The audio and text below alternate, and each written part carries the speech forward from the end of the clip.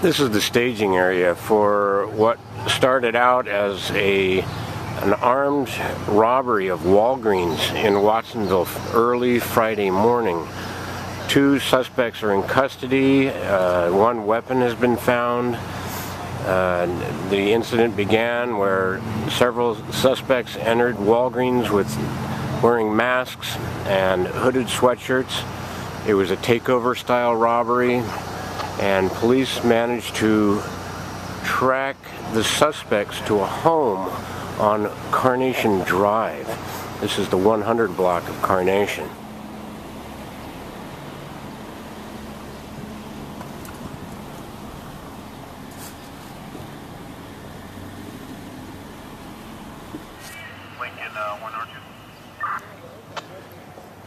Here police have taken up position behind 158 Carnation, where they still have weapons drawn, and they're clearing a residence where one more suspect might be hiding.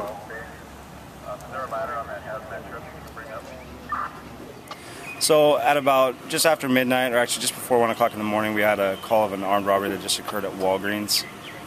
4 males entered, actually 3 males entered the store, 1 stayed outside, 2 of them had handguns.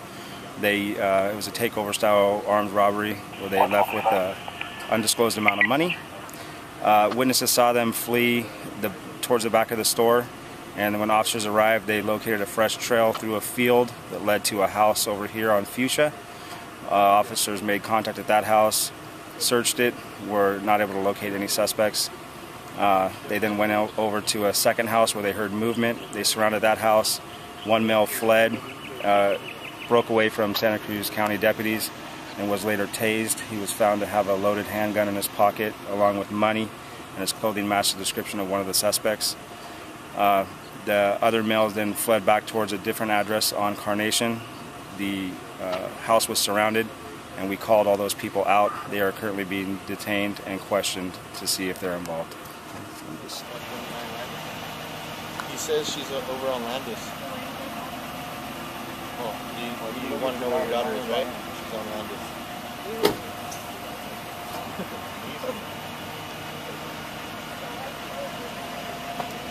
What's that?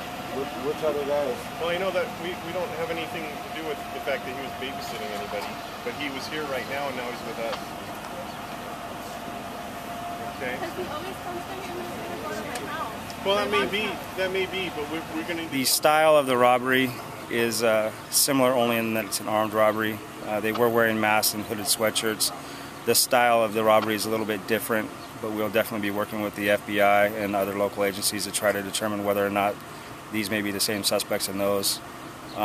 We'd also be interested to see if these are the same suspects that would be responsible for either the Rogers Diner robbery or the robbery of the Quick Stop a couple weeks ago.